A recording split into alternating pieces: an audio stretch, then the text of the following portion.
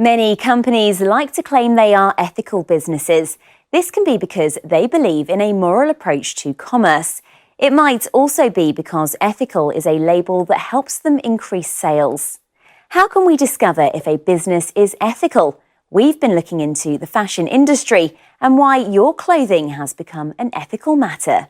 In the fast fashion industry, clothing brands compete to offer new trends as quickly and cheaply as possible. Pressure on time and cost is intense.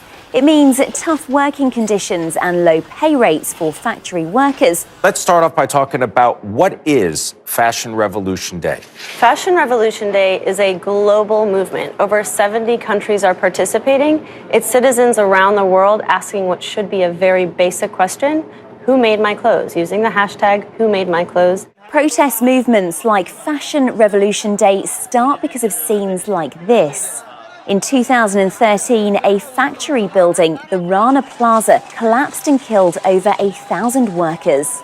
This tragedy made the public aware of the dangerous conditions the victims had been facing at work. The Rana Plaza case made consumers really want to know where their clothes were coming from and how they were made. Critics accused fashion brands and consumers of being responsible for the deaths. Many brands felt they had to guarantee their products were not coming from Rana Plaza-style sweatshops. British fashion designer Catherine Hamnett was one of many who campaigned against the clothing industry for its unethical conduct. Campaigns against unethical fashion started a movement where some labels and designers began to try to brand themselves as ethical. It's been popular to focus on this environmental side of ethics. Green and natural is a nice message for consumers. Fashion retailer Marks & Spencer would like to sell its customers more ethical clothing, but sourcing enough fair trade cotton to produce the garments is a problem. The amount of fair trade cotton in the world is available is tiny. There's probably less than 1,000 tonnes actually available at the moment. M&S's total use of cotton at the moment is 50,000 tonnes. So even if we took every piece of fair trade cotton in the world, then we wouldn't even touch the amount that we actually need as a business. At the London College of Fashion, the students who'll be the next generation's designers are reacting to the problem. They are trying to use only ethically sourced materials. The more I found out about the fashion industry, the more I thought it was really horrible, the environmental and ethical impacts that it has on the world.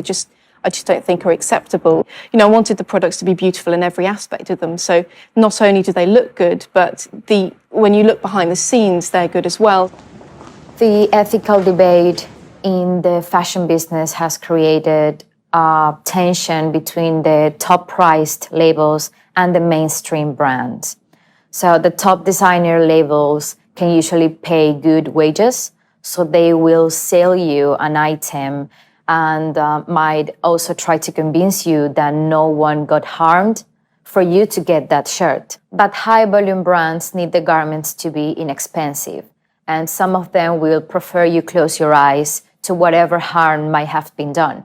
So looking across the whole of the industry, we don't have an ethical solution yet.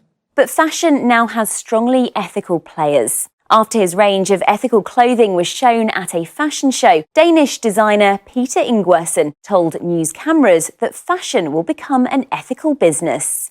In the future, I actually believe that we won't see any separations between ethical fashion and more mainstream fashion. I think it's all going to be one. Anything that you wear will actually come under the same umbrella with very high standards. I think that's the way it's going to go. Ethics in fashion might be a genuine moral effort to abolish bad practices and make more ethical products, or it could be just a kind of marketing. But if consumers become more responsible, the ethical dimension of fashion looks set to grow.